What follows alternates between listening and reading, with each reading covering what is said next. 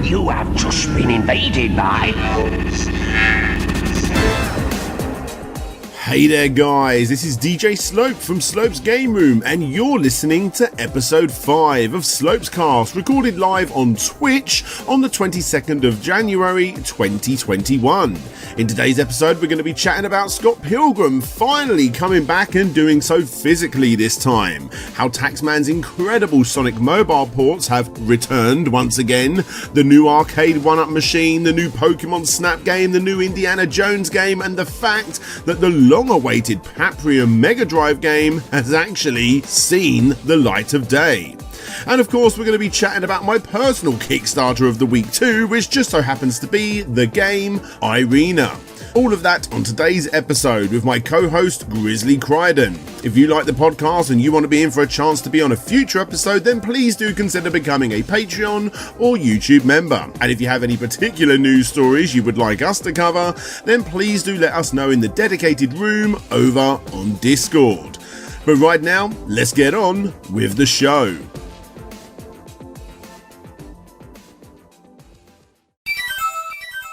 So, for topic 1, it's Scott Pilgrim launching on Limited Run, and actually it's the most successful Limited Run game release that they've ever done, bar none. We're talking 25,000 units sold within the first 24 hours.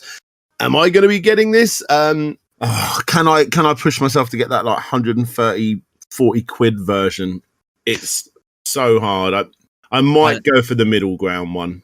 I don't know. With Limited Run, I'm kind of the opinion that if you're gonna do it, go all the way. And I think in pounds it works out to 125, so it's not too bad. Isn't it insane though? £125 for a game that was 20 quid. Yeah, but it's the history behind it, because of the whole thing about it being delisted and copies of it being downloaded onto an Xbox 360 and selling second hand. Some of those consoles were selling for some mad money, and I think it's a fair price considering what you get and the fact this game has such a story. So definitely to go for. Oh, and Stormkeeper is suggesting the Monkey Island collection on Limited Run. I'm looking at that with very envious eyes right now. I mean, that is a fair price if I ever saw one. You get like free copies of each game, whether it be USB download or the physical disc. And then you get the Guybrush Threepwood statue. I think Limited Run are on top of their game this time. Yeah. I probably will get that expensive one. I haven't got the biggest love for Monkey Island. Otherwise I would jump all over that as well, which is why I jumped all over the Streets of Rage one, obviously. Behind me, I've got every Limited Run I've got, which is always the most expensive, biggest Limited Run to get, except for Lumines. And massive shout out to G to the Next Level, who's just become a follower, literally just become a follower over on Twitch, because he is one of the only people I know that actually has the most expensive version of that Lumines box set. I couldn't bring myself to spend, I think it was almost like an extra £100 for everything the same, but it's in a massive plastic shell, and it looks like one of the blocks from Lumines that lights up and stuff like that. I got the big cardboard one with the vinyl inside and stuff like that. But I think I'm going to go. I think I'm going to go down the middle route rather than the most expensive route, because I really wanted to get the there was a shmup limited edition that recently came out with a mini Sega Game Gear with it, and I can't think what that was called now, but I really wanted that, and that was plus £100 for a Game Gear game port. You know what I mean? It's such a crazy. I don't know. Yeah, it's crazy. Well, keep it up, Limited Run, because I don't know. You'll probably be taking a lot more of my money that if it carries on like this. And And thanks also for not making it a limited release and actually just doing an open pre-order system, which everyone wants. And I'm sure that's the reason it's done so well. Oh yeah, for sure. Yeah, it's the way forward for this sort of stuff. Absolutely. Yeah. No, I agree. GT Next Level there is saying that they both had to. Him and his wife had to fork out for that Monkey Island anthology, and the Aleste collection as well. That was one I missed out on. I really wish I got that one. Another beautiful collection. But yes, top marks to Limited Run for this one because well done. The best selling one they've ever done as well. Crazy. Definitely. Moving on to our second topic of tonight, of 6, we have Taxman's Sonic the Hedgehog 1 and 2 definitive mobile ports, which a lot of people class as the very best way to play those games, have finally been decompiled by fans, allowing unofficial PS Vita and PC ports. Yes. This is rather exciting and naughty news. I know peeps in Sega, and I'm sure in time some of them will be listening. So for the record, no, I will not be trying that out, but I'm very excited for it. It's not quite naughty because you do need to have access to the original ports of the ROMs. I mean, everyone should go out and buy these ports immediately, whether you own iPhone, Android, or you're on the original Apple games TV. right here. I mean, these ports are fantastic, though. I mean, you get the full widescreen display, you get the ultra smooth gameplay, you get all of the fringe benefits of every good Sonic ROM hack that you've ever had, like Sonic doing spin dash or Tails being actually fully flying and Knuckles being playable in Sonic 1.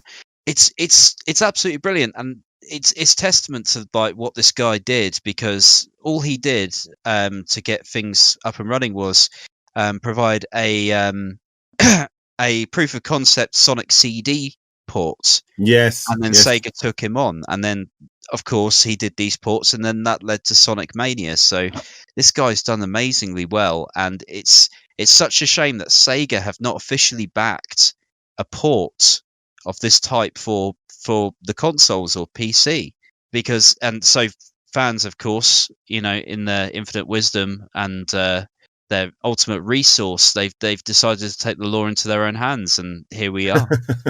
Absolutely, yeah, for sure. It's I mean, it was only a matter of time before it happened anyway. I was surprised it hadn't happened. The news for me was the fact that it hadn't happened already, if I'm honest. But I mean, the fans love these ports, and it's Sonic the Hedgehog, for Christ's sake. Of course, someone's going to go out there and do it. But I mean, I've been enjoying the Sega Ages releases on the Switch myself. I mean, I think good.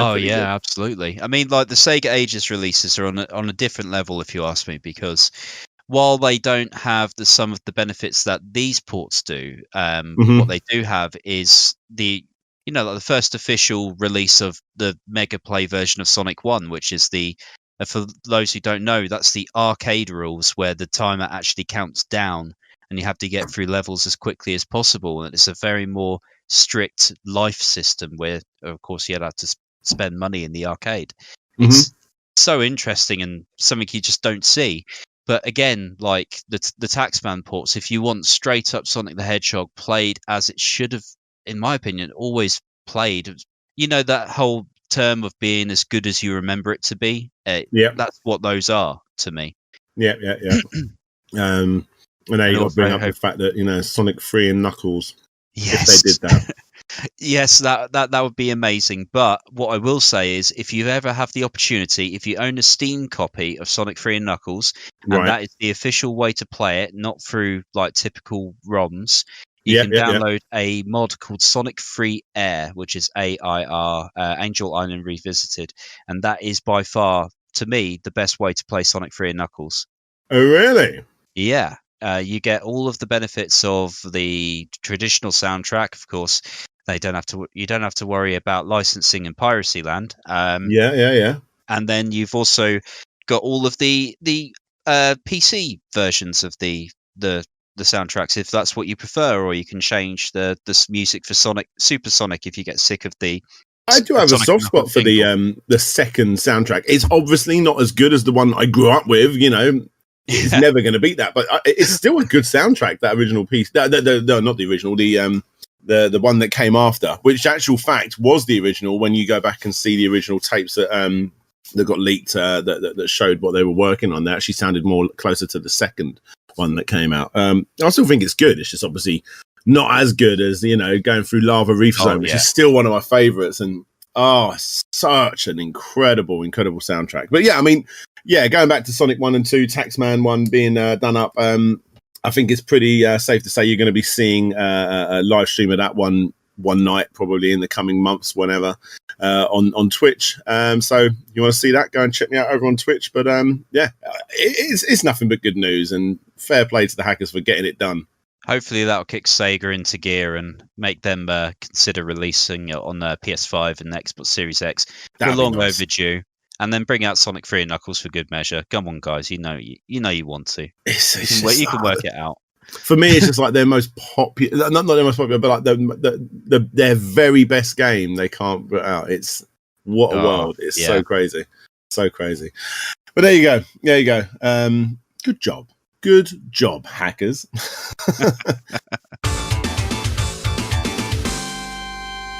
Moving over to topic number 3. Let's have a ganders at the very next arcade 1-up machine, which is Killer Instinct. Woo-wee! The game that was done sort of to showcase the N64, if I'm not mistaken. It's going to also include Battletoads. That's the arcade version of Battletoads, am I right?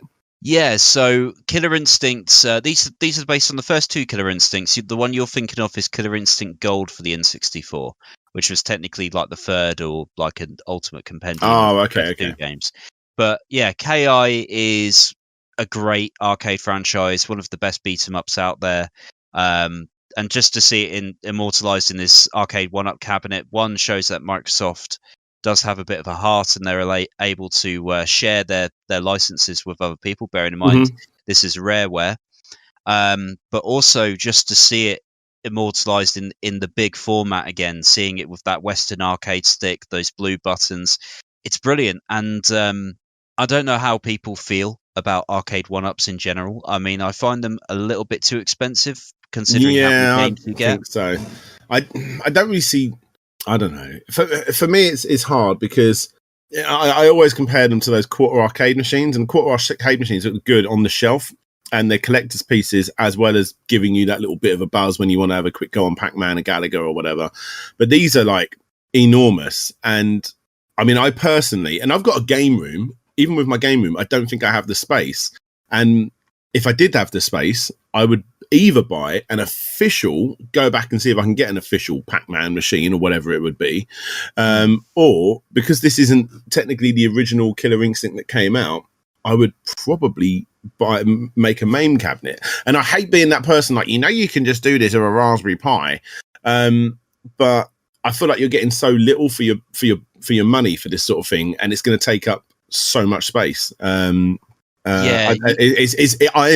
not the person that this would be good for, unless they want to send me one for free. Then I'm all about it. I think it's the greatest thing I've ever seen. But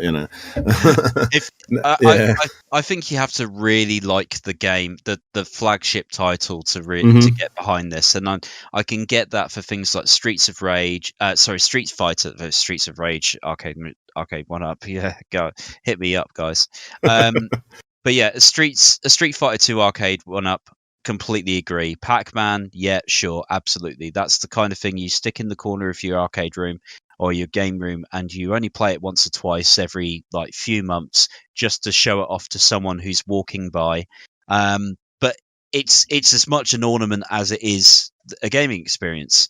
But one of the things I've noticed is that they've actually introduced online multiplayer into Killer Instinct, which is new for arcade 1-up. Don't know how well that will perform, but it'll be interesting to see if that becomes bizarre, a feature going on. That's quite interesting. So they call it a live Wi-Fi feature. It allows you to take on opponents anywhere. Is it a paid service? It doesn't say.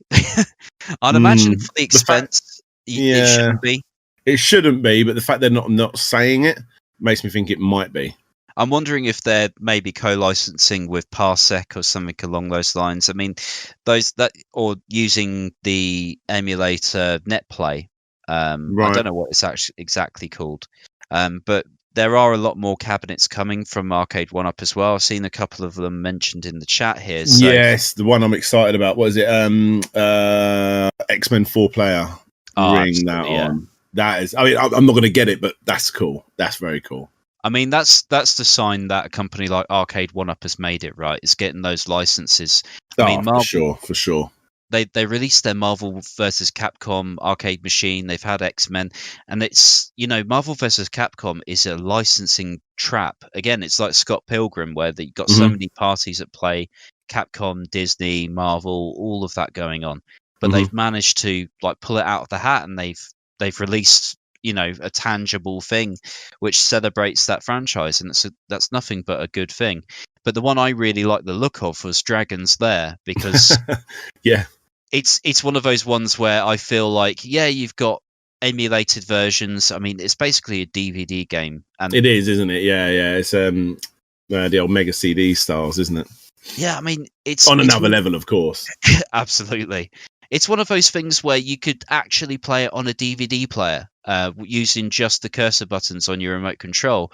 You wouldn't be particularly good at it, but at least you can watch the full DVD if you're not good at the game. So, but seeing it in the arcade format, I'm sure it's going to bring back a lot of memories. I mean, anyone who was around at the time when that game came out and they saw Dragon's Lair in the arcade, they saw a game which no game looked like that. I mean, it was a Don Bluth cartoon. For sure. I'm just looking here. The Dragon's Lair, Space Ace as well, which is kind of like the sequel to it. That's quite funny, because they've released a Space Ace arcade cabinet and a Dragon's Lair arcade cabinet, but both of the cabinets have the same games on. Yeah. So, oh, really? Okay, I was unaware of that. Yeah. So it's just their way of saying, right, okay, for the people who just want Space Ace, you can have that and a couple of Dragon's Lair titles. But yeah, again, these games can be found on most online stores for like a couple of £1 each. They're not particularly expensive digitally or even physically in some cases. Sure. But you have to really be a fan of those games to get the most out of Arcade 1-Up, and I think that's where the barrier is. But I'm just seeing the Atari 1-Up on the screen. I'm a little bit behind on the video, so apologies if people are seeing something a bit sooner. But that Atari one looks sweet. It's just a great design. And if I was going to get one, it'd probably be something like the Atari one, which I went on there to see if it was going to be sort of that Vectrex sort of graphics, but the fact that it's also coming with loads of other games makes me think, no, it's a monitor. And inside there, you're going to have Asteroid, Centipede, Major Havoc, Missile Command, Crystal Castles. Obviously, Tempest is the one that it's showcasing. Millipede, Gravatar. I mean, these are, like you say, these are all games. Asteroids Deluxe as well. These are all games that are just going to be allowed. You can get these pretty much anywhere, but still, I think they'd be brilliant as a proper arcade cabinet. I think they'd look really, really nice, and you get to experience those games how they should have been played as well on that sort of thing. You can never recreate Asteroids or Missile Command without using the proper controls. Yeah, I mean, if it's got the spinner control, then it's halfway there. In fact, I think I saw that actually. Yeah, the spinner control is very important. Yeah, it does. But the ones that really excite me when it comes to Arcade 1-Up, because it shows that they're just definitely on the right track. The one that I saw recently was the Outrun cabinet with the full sit-down setup. And that just makes me think of one particular game which I absolutely love, the arcade. And if I could get an original cabinet, I would pay pretty good money for it. And that is Space Harrier. If they did a Space Harrier / Super Thunderblade arcade cab with the proper full-on joystick control, I'd be completely in.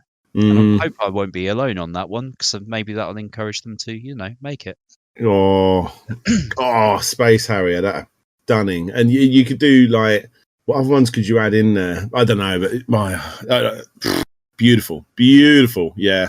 Fair play to Arcade 1-Up. Like I say, I don't have the room. I would love to have a dedicated room for Arcade 1-Up stuff. Like, I'm not there yet. Maybe one day. Just go around to Larry's and see if you could borrow go on. Larry ain't got the room. I tell you, Larry hasn't got the room for the arcade machines that he has. Yeah, just need a new shed. He's got them under tarpaulin, if I'm not mistaken. which is scary. But no, yeah, they're absolutely stunning. I tell you what, if I ever go down, my dream one day is to own a holiday home somewhere in the States. Like probably one of the big touristy places like Florida or somewhere like that. And if I do, then maybe that's where the Arcade 1-Up machine goes, which would make more sense because Arcade 1-Up love the Americans. They don't really give much love to the UK YouTuber scene. Not that I've seen anyway. Yeah, maybe that needs to change. Yeah, we'll see. We'll see. But yeah, there you go. Nice holiday home. Maybe I'll get it in a holiday home. That would be cool. Come on, we're going to Disneyland. Oh, one more game on Tempest. One more game. But fair play to Arcade 1-Up for continuing to just get all of these licenses. And I mean, I don't really hear any negativity behind the stuff they do. They just seem to be improving, like with every release, and that's only a good sign. Yeah, absolutely. Fair play to Arcade 1-Up. Good job, guys. Good job. Moving over to our topic number 4, I believe it is. Is it 4? Yeah, let's go for number 4. Let's talk about the only Nintendo 64 game that is it the only N64 game that I've ever completed on the system? I mean, I've completed Mario 64 and stuff like that, but I completed that when it was on the DS, when it had the stupid name. Let me try and think of it. Was it Mario 64, Super Mario 64 DS? I think that's what it was called. Stupid it's a bit of a mouthful, that one. Yeah.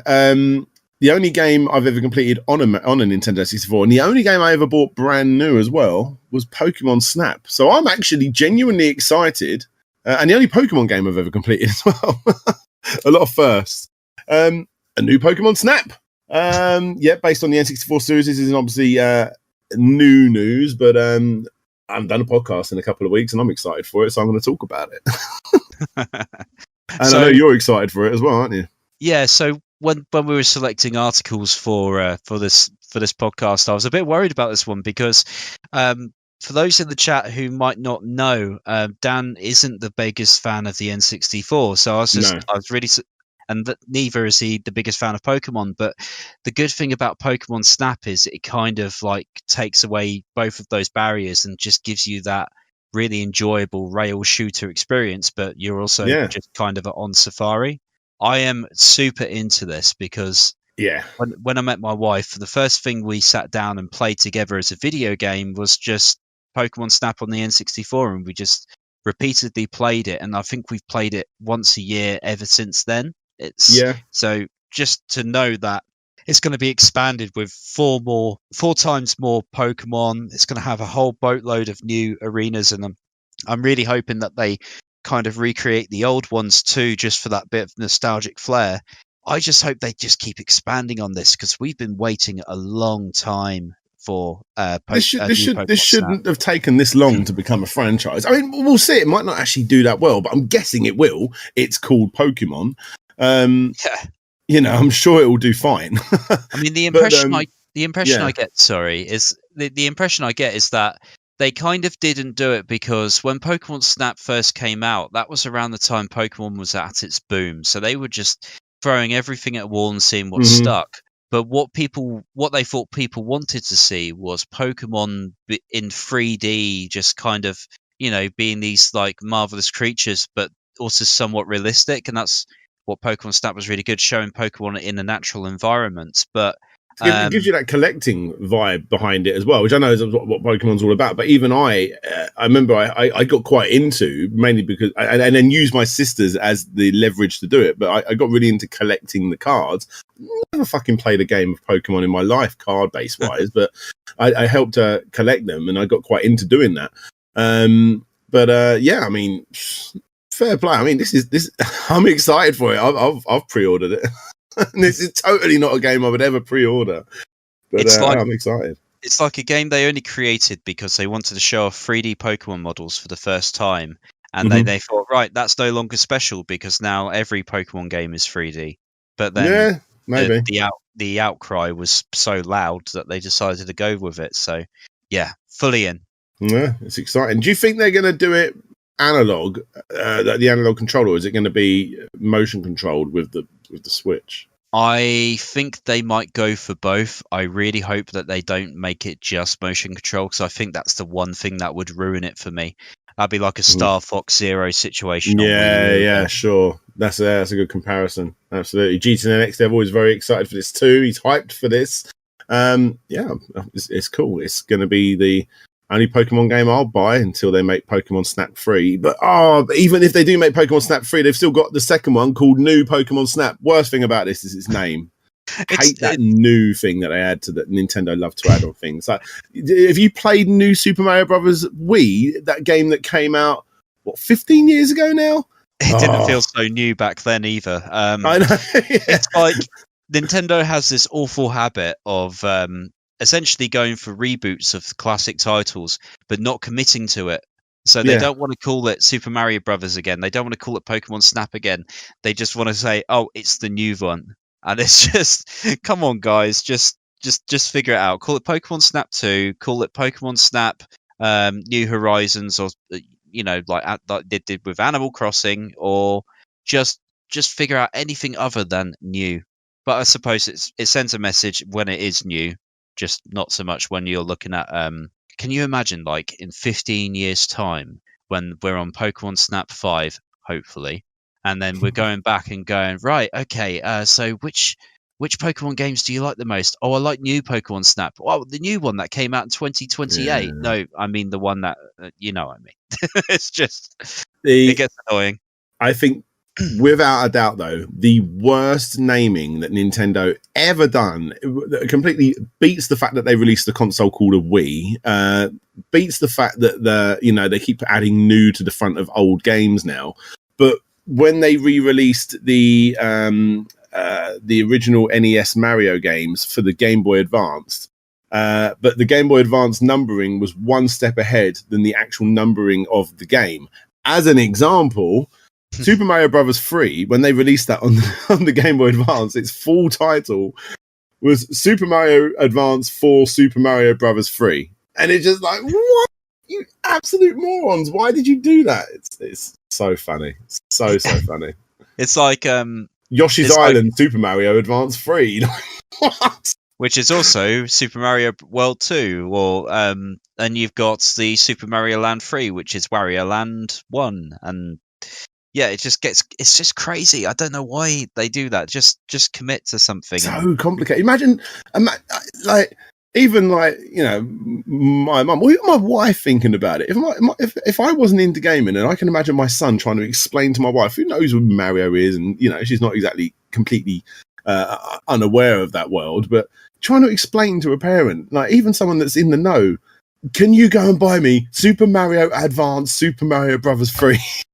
Yeah, what? It just makes me think of all of those parents that went out going to look for the Xbox X for Christmas, and hate what Xbox did with that. Hate that. Like it's a good thing I watched like E3 commentary and what have you, because if I was a parent and I was just in the situation where I just did not know about gaming, that would be such a conundrum right now, and chances are you'd probably end up buying the wrong thing, and I can only imagine that being the case for Nintendo games in this day and age. But it is what it is. It's one of those nitpicks that for us, I'm sure, but I don't think it is a nitpick, and at the same time I'm so glad they do it, because I just think it's so absurdly weird. I love the obscurity of it, but yeah, it's Super Mario World, Super Mario Advance 2. It's like, what are you doing? Oh, it's so silly. Anyway, that's a thing, and I think we're both very excited for the new Pokemon Snap. Besides the name, they've got to do quite a lot to mess this up. Let's hope they don't, because I think it's actually going to be pretty good, and that's coming from someone that is not a Pokemon fan. So good job, guys. Good job. Moving over to the fifth topic. This is exciting for us old geezers that used to watch films growing up in the 80s and 90s, all that sort of stuff. There's a new Indiana Jones game coming out, and none other than Bethesda are at the helm making it. Now, obviously, there isn't really much to go on. Pretty much just a teaser trailer, and all the teaser trailer is just a scan of Indiana Jones' desk. It looks... I was going to say it looks very Uncharted, how they did their teasers, but Uncharted is just a rip-off of Indiana Jones in the first place, and that's nothing but a good thing on both parts. Again, more great news. There's an Indiana Jones game coming out, and there's a pretty reputable company behind it doing that thing. Got much to add to this? I don't think there's anyone I've ever met who's watched the first 3 Indiana Jones games and movies and didn't like them. There's a lot to love about the franchise, and surprisingly, the video game series, like since the start of Indiana Jones, has got a surprisingly good track record. I mean, you've got the LucasArts point-and-click titles, which are fantastic, like Fate of Atlantis.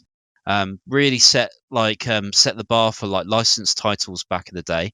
But also you had that amazing SNES game, which was made by the same guys who did the Super Star Wars series. I think it's called Indiana Jones Greatest Adventures, but it was just a fantastic side scroller. Had Factor 5's like music and proper industrial light and magic sound effects.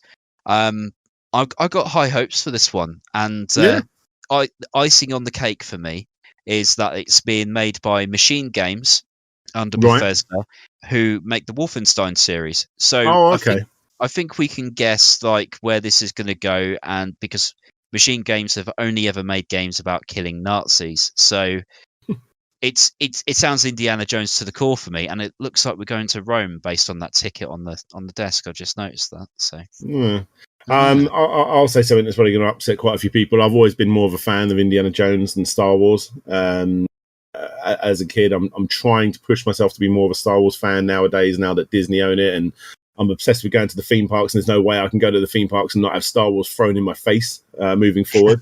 They're still not in the main parade, so I'm okay with that. I don't want stormtroopers walking down the main parade behind Mickey Mouse. We're not there yet. When that happens, then I will be outside of a banner upset. But I'm trying to push myself to be more of a Star Wars fan, but I've always been an Indiana Jones fan. I've always loved those movies. I remember I was chatting to you on the lead up to this. I remember watched 4th Indiana Jones movie, the one that should be talked about.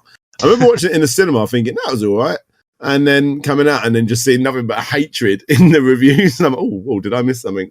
I obviously didn't think it was anywhere near the quality of the original trilogy, but I enjoyed it for what it was, and I have never watched it since, so I'm still in the mindset that it was all right. I mean, that's the kind of experience you get with the likes of like Phantom Menace, Kingdom of the Christmas. Sure. Christmas Skull, yeah. Let's make it festive. That would have been a better film, probably. Yeah, I'm pretty sure everyone felt that way. It's like, yeah, it's all right. It's a new Indiana Jones. I do remember thinking back after reading the reviews, like, no, actually, the fridge bit was freaking stupid. What was that about? I'll tell you what, those Smeg fridges, I bet they had a few sales that year, though. They are nice, aren't they, those fridges? Yeah. Oh man, good fridge. I've got high hopes. I mean, it's got good development pedigree. It's got a great license behind it.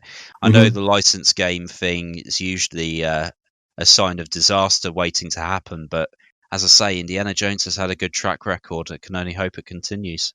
Sure, definitely. Yeah, well, let's see what comes out. Machine Games, obviously, with the Wolfenstein. I'm not the biggest follower of Wolfenstein games. I know what they are, obviously. Are you thinking this is going to be a first-person Indiana Jones game? I'm hoping it's not. I'm okay if it is, but I'm hoping it's not. I do not want to whip things in first-person shooter mode. I think it would be a bit of a crime if they did make it a first-person shooter, but those guys can easily turn their hand to a third person, and I reckon the approach will be like a Tomb Raider, modern Tomb Raider. Wow, can you imagine? Tomb Raider. I mean, it's worked for Indiana Jones in the past, being like a Tomb Raider type game. So bringing it into that new Tomb Raider style would cement it, I think. Just think of it like that. It's like Tomb Raider. Even when I played Tomb Raider, like number 1, that Christmas, I got Tomb Raider and Die Hard trilogy together, and I remember playing Tomb Raider and thinking, oh wow, this is sort of like a female Indiana Jones. And then Uncharted come out and basically done it so much better. And then Tomb Raider came out again and copied Uncharted. And then you got these two properties battling out to be the best video game Indiana Jones, and they're both winning, really. The new Tomb Raider games and all of the Uncharted games, even the one on the Vita, are all amazing games. They're like some of the best. Uncharted 4 was like a seriously memorable game to play, and all of them actually leading up to that. I remember playing them for the first time and getting those big jaw-dropping moments. And the same thing's happening with the newer Tomb Raider games. And now that you've got an Indiana Jones coming out by a reputable company, if they even imagine if they get to the standard of an Uncharted game. It's exciting stuff. I just hope they have. I'm putting my hopes way too high, but it's exciting. I mean, that's what they're up against, isn't it? I mean, there's so many games that come out and said, right, well, if you're not going to make this game, then we'll make Indiana Jones. But in this case, it's a woman, or we're going to make it so that it's Nathan Drake, who pretends to be like Sir Francis Drake's like ancestor. But I think what will turn the tide, and it's definitely not being confirmed yet, but what will turn the tide for me, just on namesake alone, is one factor, and that's Harrison Ford. Will he voice Indiana Jones? We will see. He's got to, hasn't he? Surely. I mean, it depends on how much money he needs. I mean, he was one of the highest paid actors at one point, wasn't he? He was overtaken by someone. Who was it? Arnie? I don't know. It wasn't Arnie. It was, yeah. But anyway, he was one of the highest paid Hollywood actors, and he regained that title when he came back for Star Wars. And I think maybe this is just his way of saying, right, okay, let's extend that lead a bit, shall we? Who owns Indiana Jones? I mean, did Disney have a hand in Indiana Jones? I don't know if they obviously bought Star Wars, but it's like it's partially owned. Well, it's partially like created by George Lucas and Steven Spielberg, isn't it? So yeah, it's under the LucasArts title or Lucasfilm title, but it's not owned by Disney, I think. Right, okay. So yeah, Disney just owns Star Wars, or the rights to Star Wars. And then who is the studio behind it? Like the publisher? Don't know. I haven't got a clue. I'm not sure. Moving on to our sixth topic, our sixth and final topic before we talk about Kickstarter. Well, actually, no, this was sort of crowdfunded in the sense that even though it wasn't on crowdfunding sites like Kickstarter and Indiegogo, correct me if I'm wrong in that, but they technically took the money stupidly long before it came out. So it still was kind of crowdfunded. Paprium, or Paprium, however you want to say it, I'm pretty sure it's Paprium, has finally come out. It's something that a lot of people just wasn't expecting to happen. It was one of the big whoa moments, along with things like the Atari VCS. Like, really? Is this thing actually going to happen? And it did. It's happened. And I do not own it. I do not have a Mega Drive connected to a TV easily. In fact, I bought myself the Mega SG. And in fact, Paprium does not work on a Mega SG. So I'm kind of not interested in getting it for that, because of that exact reason. It's an incredibly strange release, but I think we always knew that was going to be the case leading up to it anyway. It was going to be like the most powerful Mega Drive game ever released. And it's here. It's actually come out. So this game had history. I mean, the game started being developed back in 2012 by Watermelon Games. And the general consensus is that it was being sold too early, so they put it up on pre-order platforms. And I got a bit of I got a sense of guilt with this one, because I remember seeing it for the first time and I was thinking, holy crap, this is a Streets of Rage game coming from the guys who made Pierce Solar. Yeah. And I was like, people should be getting on this straight away. So I sent a few links out. I know a few people bought from those links as well. And and then there was like almost 4 years of utter silence or just complete dismissal from Watermelon Games, and it's just so odd. But all of a sudden, you know, after those 4 years, and again, there's loads of things that happened in between, suddenly people started getting shipping notifications. The game had arrived. Yeah.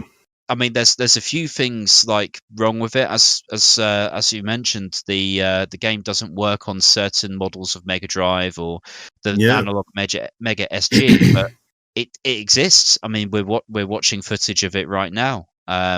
Whether it's worth the money is another thing, but I think people are just amazed that it actually is a thing. Yeah, it's It's bizarre. So my understanding was that they messed up showing it too early, showing it very incomplete, getting a lot of negativity on the lead up, and then because of that, they decided to, and probably a good thing, but they decided too late that they were just going to let's shut up, and they did, and they just didn't make a sound for years. It made people like a bit more conspiracy theory based on it. Is this ever going to come out? And I was one of them, like, really, is this game ever going to come out? There was incredible videos on it. Stika ST1KA did a really long running 3 or 4 videos long looking into like what's actually going on with Paprium. But for whatever, they kept silent, and it has actually arrived. It's an incredibly expensive Mega Drive cart to get.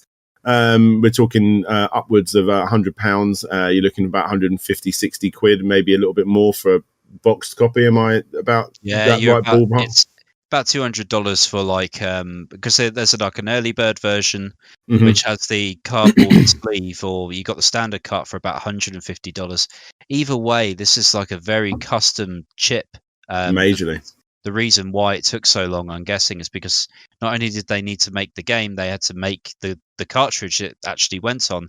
It broke the 64 megabit cartridge barrier, went up to 84 bits. So there's some serious hardware under the hood for a retro game, and you can kind of excuse some incompatibilities here and there. It's just a shame that the PR was such a stink. I mean, so bad that I'm just looking at a thread on the 16 Sega 16 forums. Sure. 500 pages long just on this game. So it's, gets you the impression that something wasn't quite right. And looking at reviews of this, have you seen many people actually talk about whether they think it's actually good or not? I think, it's people are saying it's all right. That's the impression I'm getting. It's an incredibly, I'm getting average. That's what I'm getting. Yeah, it's just like one of those situations where they're going, yeah, I mean, it's a side-scrolling beat 'em up. It's not quite Streets of Rage, but it's not quite Final Fight Streetwise. It's just good, and it's good that it exists. And I'm not sure if we're happy that we spent all of this money, and the guy benefited from inflation over the past 8 years. But hey, we've got it. It's bizarre. I mean, if Streets of Rage 4 wasn't a thing and we were still waiting for that to one day happen, I think it would have helped him. Definitely, yeah. But I actually don't like the look of it. I mean, it looks smooth and everything, but I don't actually like the neon purple look. Personally, I'm not a fan of that. But I mean, that's obviously just personal taste.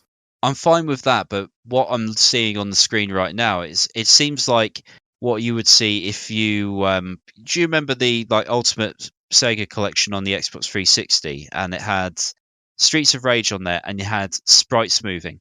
Yeah. So everything kind of looked like it'd been, I don't know, processed through a filter, played on a composite TV, and therefore not very nice. It looks like that to me, like throughout. But art style wise, I'm into it. I'm not sure about all of the bodybuilders, but I'm sure some people really like that. So I'm not going to say no. It's one of those things. I mean, like I am a collector of Mega Drive games. I've got maybe like 100 Mega Drive games on my shelf next to me, but I've gone past the route of just buying a crazy amount of games for the sake of owning them. I actually got rid of almost all my filler several years ago, and it was a great choice for me, because I ended up, like, when I would do, I always remember when I did the complete history of Echo the Dolphin, I decided I'd go out and buy Echo the Dolphin. And I better get that because I want to do a complete history on it. And it's important to own that particular game. And I bought it, and then when I actually got it, I realized I owned it 3 times already, as incomplete then. Easily and I was like, done, okay. Yeah, so I've just gone past that route of just buying games over and over for the sake of just owning them. I'm very much in the case of buying good games because I want to play good games, retro or not. And in actual fact, this looks a lot worse than the majority of good 2D beat 'em ups, of which we're in a bit of a resurgence of at the moment. Obviously Streets of Rage 4 was playing that earlier on the stream tonight, but River City Girls, Fight and Rage has just been dropped on by Limited Run Games. Bloody good game that is. there's some fantastic brawler games like this, and this looks quite low down the list in gameplay.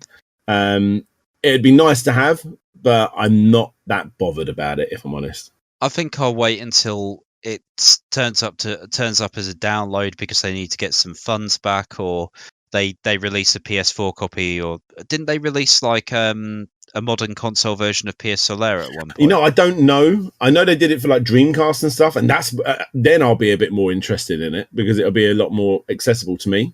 But again, and also just to make it, I would be buying a game to have on a shelf because I'll plug up my Mega Drive to play it a couple of times, but my go-to way of playing a Mega Drive is through the Mega SG, and this doesn't work in it. So I'd hardly ever play this, the most expensive Mega Drive game I own. So I'd much rather spend that money on getting a Gunstar Heroes physical copy or something like that. Yeah, definitely. There you go. You're just spending your money wisely. It's not for me. Fair play to get it out. I've said that a lot tonight. Fair play for actually getting it out. And doing the right thing of actually shutting up. But by no means an easy thing to do, releasing a game like a retro game. I mean, people take it for granted because they see loads of like ROM hacks and reproduction cartridges out there. But when to actually create something like this, get it out distributed worldwide, that takes a lot. And it does. But I feel like the guys kind of took the mick a bit, so they do deserve a lot of the stick they're getting. But either way, hey, it exists. It does indeed exist. As does, let me see if I can get the link for this. Here we go. As does the final thing that we're going to be talking about today, which is another Mega Drive game. And this one I'm actually quite excited about. So as you guys know, actually, maybe you don't know, maybe you're a podcast listener. Oh, let's turn down this volume. Maybe you're a podcast listener and you have not seen my channel. I am a big follower of Kickstarters, more on the bad side of things. But I do follow Kickstarters and I do follow a lot of good stuff. And this definitely looks like one of the good ones. There is a brand new Mega Drive game coming out, which looks a lot more, what's the word? It's a lot more tolerable. It's a lot more, it's going to get done, put it that way.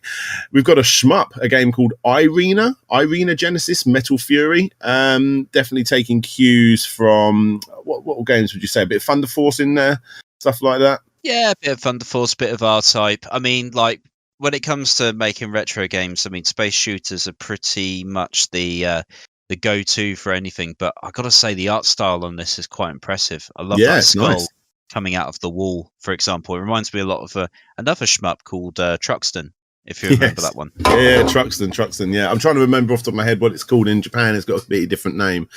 Most definitely. Yeah, I'm trying to think what it's called because that's it's on my want list. But yeah, I mean, this looks good. And it's a lot more reasonably priced. I think it's like £60 for a or whatever the equivalent is to £60 or €60 actually. So you can 45 euros for the cartridge, but then you're looking around 60 when you want to get like the nice armored core version with the lovely box art and all that sort of stuff added with it, which I'm sure everyone here would probably go for that option. Very few left actually. I better jump on that. So yeah, I mean, a new shmup for the Mega Drive, and it looks pretty damn good. It needed a 35,000 euro target, and it beat that so far. It's got 19 days to go. 620 backers have got it to 41,522. So it's definitely hit its target. I'm not sure if we've got any stretch goals on here. No, by the looks of it. Yeah, go on.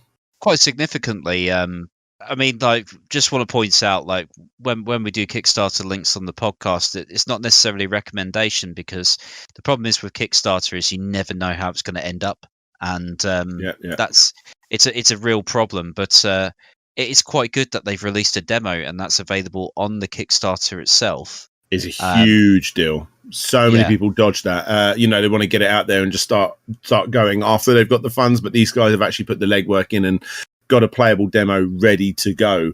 That's a big deal. Big deal. Definitely. No, it looks like a solid title. I love that they're keeping it almost quite conservative. So there's a lot to like, and it does seem like there's potentially. I know those are just the tiers of the things. It's not stretch goals. No, it looks impressive. I like the art style. I like the fact it's a new Mega Drive title being built. I mean, what's not to like, is there? Yeah, it's nice stuff. It's nice stuff. So good luck to them, because more Mega Drive games are always good, but without trying to sound too nasty, a lot of the games you get for old systems are very easy to make. Is not the right word, because obviously it's not the case, but they're quite lackluster in their gameplay. Every so often you do get an absolute gem come out. Xenocrisis is the perfect example of a game that, like, if that game came out 20 years ago, it would be one of the most expensive games to get and the most sought after. It'd be at the top of most people's top 100 lists. You know, that's not the case because it's come out several years later, but it's one of the greatest soundtracks for that system as well. It's everything about Xenocrisis is unbelievably good. I'm hoping that this even just touches on some of that. So good job to these guys. So far it looks brilliant. The fact that there's a demo on there, that's fantastic. Great job. And hopefully we'll see an Evercade port at some point. Yeah, I wouldn't be surprised. I bet they've already got in touch with them. Brilliant. I bet they've already got in touch with them. I don't know that. I do speak to them, but I don't know that. But I'm going to ask now because you've put that in my head. Definitely going to be asking. But I mean, I'm just looking at this gameplay footage over and over. It genuinely looks so nice. So good. Well excited for it. I'm actually going to back this right now. I'm not getting paid for them by them guys. I'm genuinely going to go back this right now. And it looks better than Paprium, I'll tell you that. Thanks for listening, guys, to Slopes Cast, episode 5, recorded on January 21st, 2021. As always, a massive thanks goes out to Grizley Crichton for co-hosting this episode with me, and if you guys want to be part of the very next episode, then please do consider becoming a Patreon or YouTube member. The very next episode will be recorded live on January 28th. 2021 at 10 p.m. UK time on my Twitch channel. That's at twitch.tv/Slopes Game Room. And until next time, guys, this is DJ Slopes signing out, and hopefully I'll see you all next time.